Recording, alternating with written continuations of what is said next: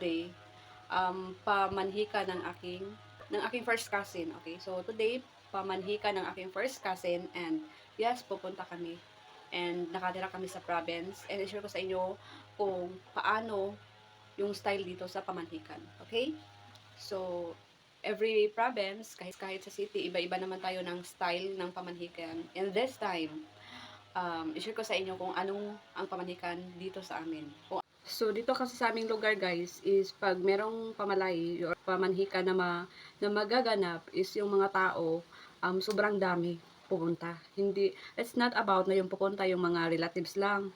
So, kahit kapitbahay mo pwede, o kahit buong barangay pwede dito sa amin, as long as merong sasakyan. Yan, limitado yung tao na dumalo. Ganyang ganap like pamanhikan. Sobrang saya dahil sobrang daming pumunta. Hindi lang yun ng mga relatives mo. And then, kahit isang barangay, yan totoo yan. Sobrang daming tao and napakasaya lang. Sobrang saya. Kaya, let's go na. So, ayan. Ito yung ating daanan. Super, maulan-ulan today. Kaya ganon yung ating daanan. Hindi siya maganda. Napakadaming lapok. Ito pa, oh. So, yung nauna is yung husband ko nagdala ng aming baby. So, nandito na kami. So, ayan, nag-start na po tayo. So, ito yung pamanhikan dito sa amin. Ito yung mga dala ng mga lalaki or sa side ng lalaki. And, taran! Yes. So, as you can see, super dami ng tao. And then, nasa ano lang ako, pintuan ng bahay dahil para hindi ako masyadong nag-video dahil nahiya ako. So, yung kuha ko is konti lang. Hindi masyado step by step. Yeah. So, ito yung mga tao and then meron to lang service.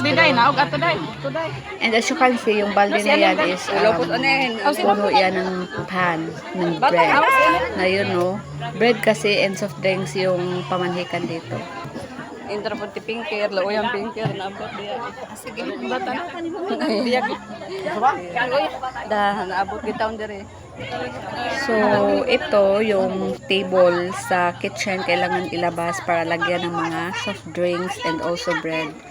Dahil sa probinsya, bread and soft drinks lang talaga. Yung kainan is after na yan. Or pag wedding day na yan. Yung kainan na magaganap. Taway mo papa.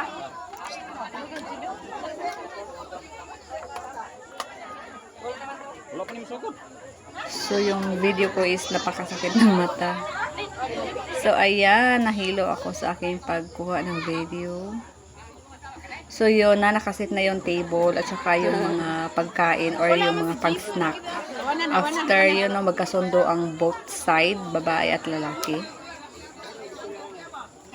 After that, pwede nang kumain lahat-lahat na ng bisita or lahat-lahat ng pumunta sa pamanhikan. Ayan yung mga tao. Actually, super dami yan. Kaso lang, one area lang ako nakafocus. And this time, naglakad-lakad tayo.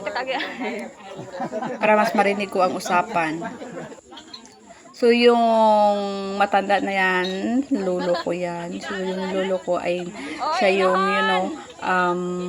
sasabihin na natin na siya yung nakipag-usap sa mother ng lalaki about upcoming wedding. So, yan, ang daming tao. Aside from mga marites, mga neighbors, so, mga supporters din yan. So, lahat sila makakain. Ang lahat sila merong dadalhin or may bring home kung meron pang natira. Yes. Pag meron pang natira, pwede naman pa-bring home. So, yung lolo ko, wala lang. Nag-usap-usap lang sila. Nagawa ng kasunduan na after that, ilang months bago mag-wedding. Parang ganyan. So, as you can see, yung mga tao nakikinig sa kanya. Dahil yung topic nila is about wedding. After pamanhikan, yung topic about wedding kung kailan. Okay. Para malaman ng lahat kung kailan talaga ang wedding day.